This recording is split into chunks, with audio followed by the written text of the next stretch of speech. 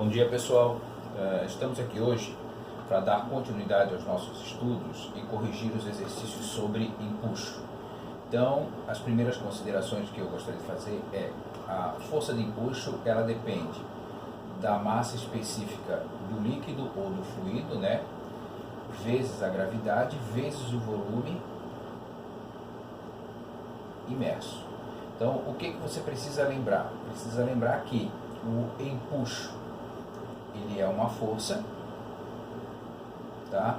E por ser uma força no sistema internacional, a unidade de medida dele é o Newton, tá?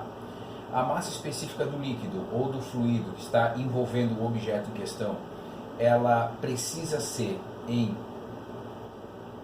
quilogramas por metro cúbico, tá? A aceleração gravitacional normalmente vai ser o bom e velho 10 metros por segundo ao quadrado, tá? E o volume imerso, vamos lembrar que, por exemplo, se isso daqui é o nível do mar e esse daqui é o meu objeto, tá? O volume imerso é única e exclusivamente essa parte que está para dentro do fluido, tá? Então essa parte de fora eu acabo não levando em consideração, ok? Mas essa grandeza aqui, o volume imerso, né?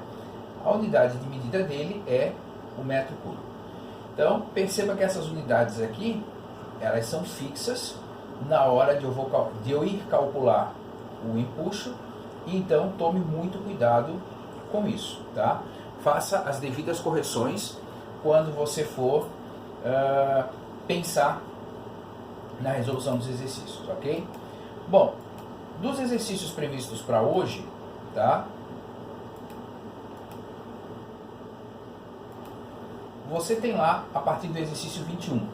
O exercício 21 diz assim, ó, um corpo de volume 0,1 metros cúbicos é totalmente imerso no líquido. Então, eu já posso afirmar que o volume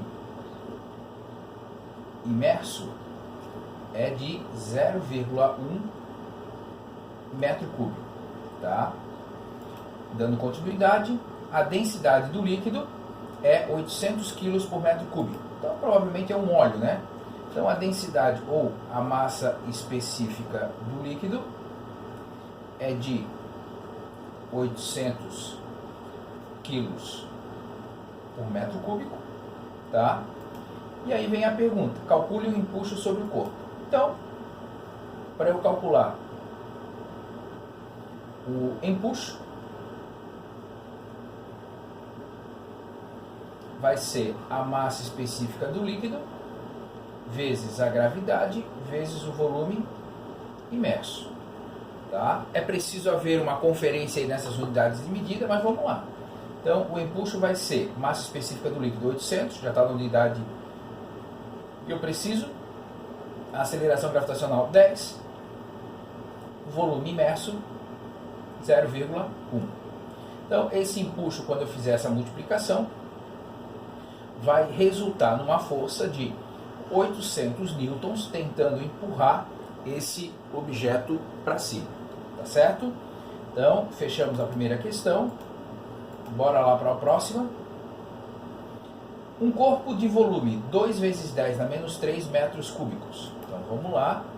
Então, o volume é 2 vezes 10 na menos 3 metros cúbicos. Se você não gosta de trabalhar com potência, vamos só lembrar que esse 10 na menos 3 significa que eu vou deslocar 3 casas para cá.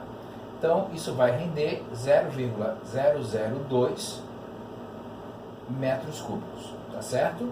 Então, voltando lá para o exercício, é totalmente mergulhado num líquido de densidade 8 vezes 10 ao quadrado. Então, a densidade ou a massa específica do líquido é 8 vezes 10 ao quadrado quilogramas por metro cúbico. Só fazendo aquela mesma consideração, esse cara aqui agora é positivo, então eu vou deslocar a vírgula daqui e 2 casas para lá. Então quer dizer que vai fechar 800 quilos por metro cúbico, tá? Bom, no local onde a gravidade é 10 metros por segundo ao quadrado, determine o empuxo sofrido pelo corpo. Então, deixa eu só colocar isso aqui um pouquinho para cima, tá? E novamente eu tenho que calcular o empuxo.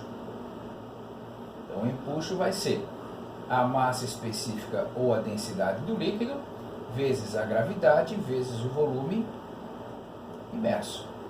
Novamente, ele está completamente imerso, então, massa específica 800, gravidade 10, volume imerso 0,002, tá?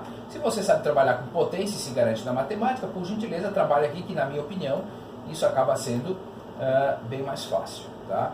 E aí, quando você termina de fazer esses cálculos, você vai encontrar que a força de empuxo, nesse caso, é de 16 newtons, tá certo?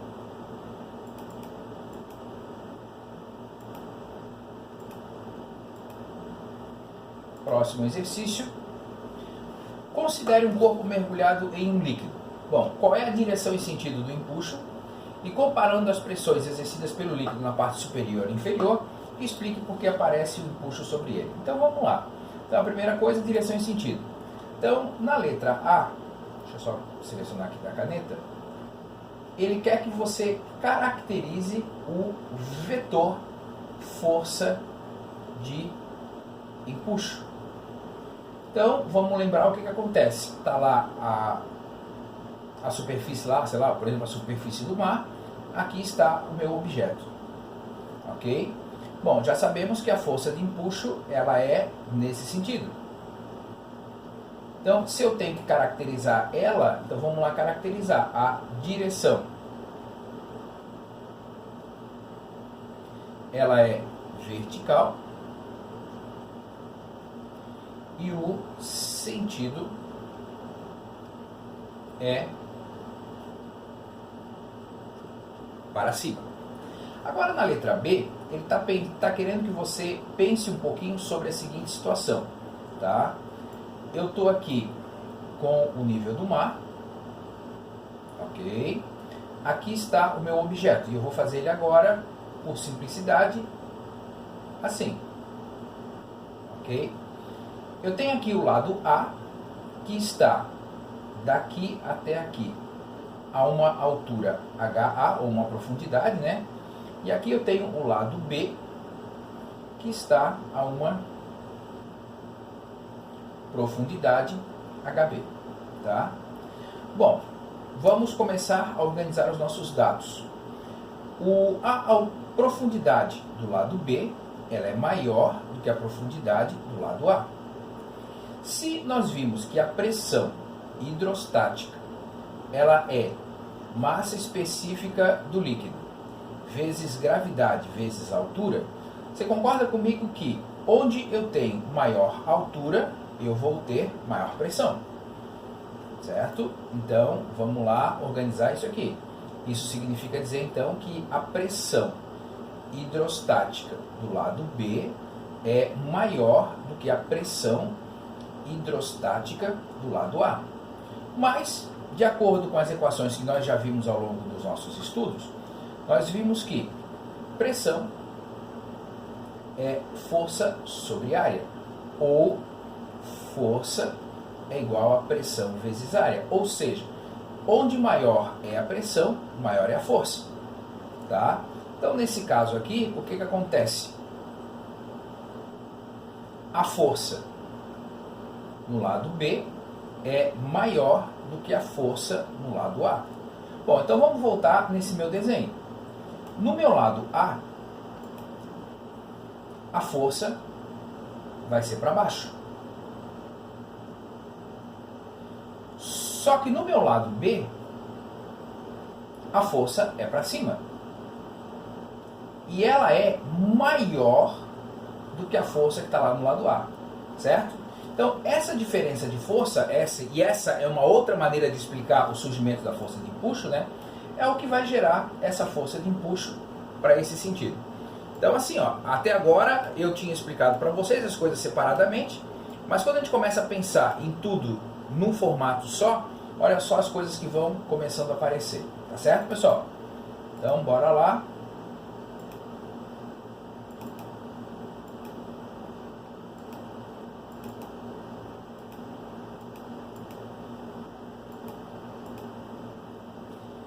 Problema 24. Uma pessoa garantiu ter visto uma esfera de ferro flutuando livremente na água. Lembrando-se que a densidade do ferro é maior do que a da água, você acha que isso é possível? Bom, aí, olha só. Ele está dizendo que está lá o nível do mar, tá? E que está lá uma esfera de ferro flutuando. Bom, vamos fazer a seguinte comparação. Se esse é o nível do mar, você muitas vezes não vê um navio com milhões de toneladas flutuando no mar, então quer dizer que isso é possível. Agora, para isso ser possível, o que precisa acontecer com essa esfera? Essa esfera precisa ser oca, tá? De modo que a densidade da esfera seja menor do que a massa específica do líquido. Essa é a condição que a esfera precisa ter. Então, esse espaço vazio aqui precisa ser relativamente grande, né? Para que ela consiga flutuar no líquido. E se eu quero saber se ela vai flutuar ou não, a conta é muito simples. A densidade da esfera tem que ser menor do que a massa específica do líquido, tá? Questão 25. Explique o que determina se um sólido vai flutuar ou afundar no líquido. Bom, eu acho que se você prestou atenção nessa última questão, fica fácil, né? Então, eu tenho a densidade do corpo.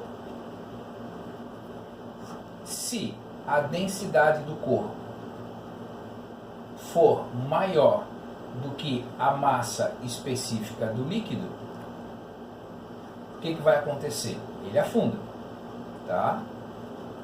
Se a densidade do corpo for igual à massa específica do líquido, ele vai ficar em equilíbrio, tá? E se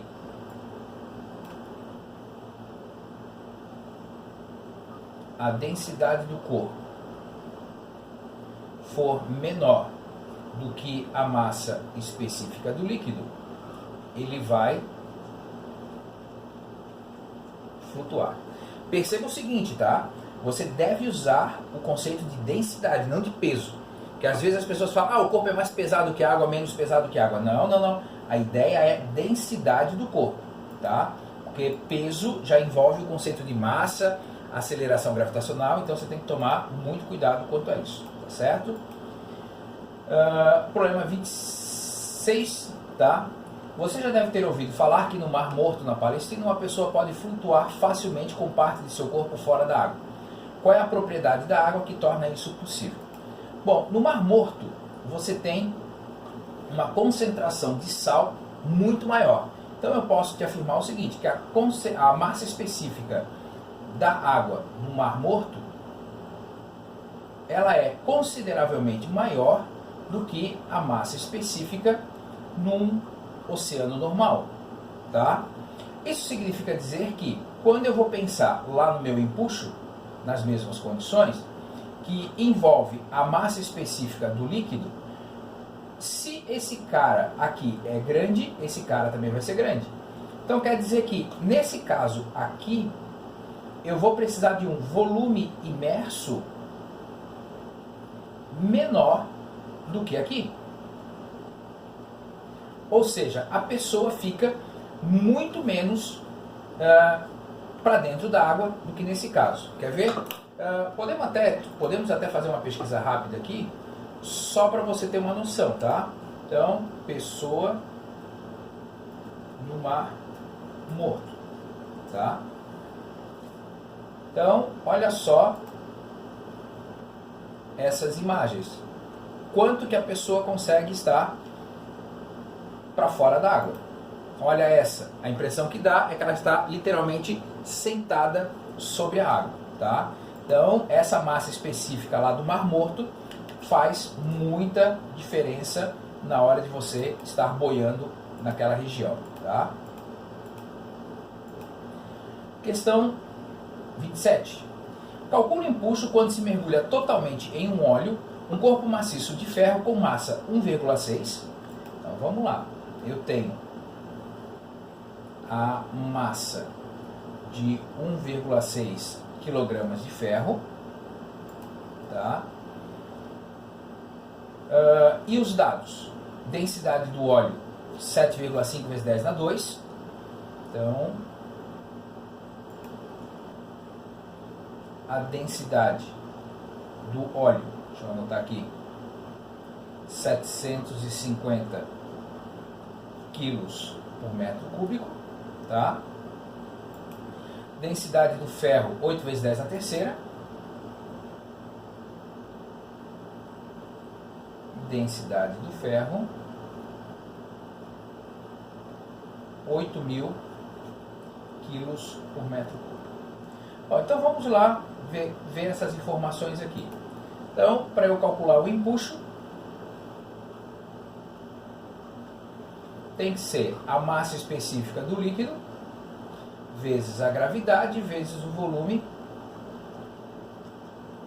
imerso. Então, isso já está aqui, tá? Gravidade é 10, falta o volume imerso.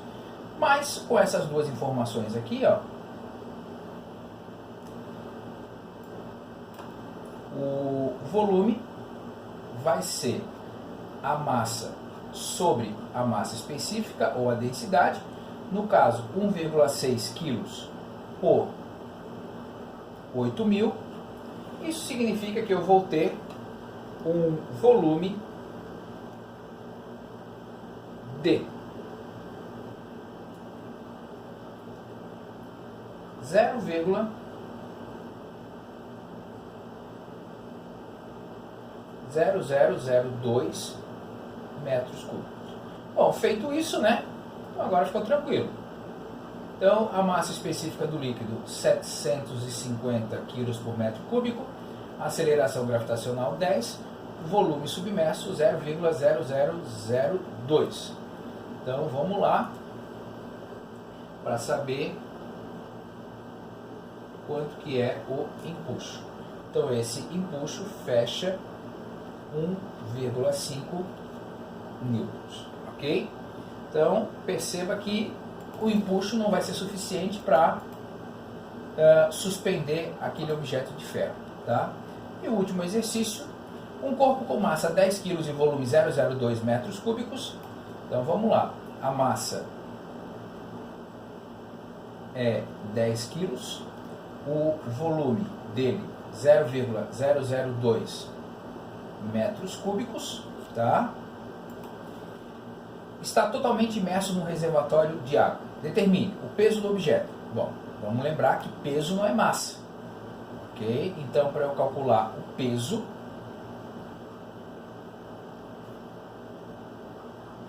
vai ser a massa vezes a gravidade. A massa são 10 quilos, a gravidade 10 metros por segundo ao quadrado. Então, quer dizer que o peso do objeto é de 100 newtons. Voltando lá para a questão. A intensidade da força de empuxo que a água exerce sobre o objeto. Bom, então na letra B,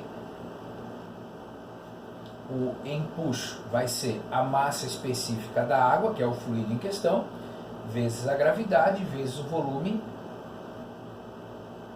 imerso. Então vamos lá. Massa específica da água, 1.000 kg por metro cúbico, gravidade 10, volume imerso 0,002. Tá? Quando você faz esses cálculos, você vai encontrar uma força de 20 newtons de empuxo. Voltando ali para o último item, o peso aparente do objeto quando ele está imerso na água. Bom, então vamos lá fazer um desenho dessa situação, para a letra C. Então aqui está o meu objeto. Já vimos que ele tem um peso de 100 newtons, né? Fizemos esse cálculo agora há pouco, tá? E que o empuxo é de 20 newtons. Quando eu faço isso daqui, o peso aparente, que é o peso menos o empuxo, tá? O peso aparente vai ser 100 menos 20. Então, esse peso aparente fecha 80 newtons. Fechou, pessoal? Então essa era a correção dos exercícios, né?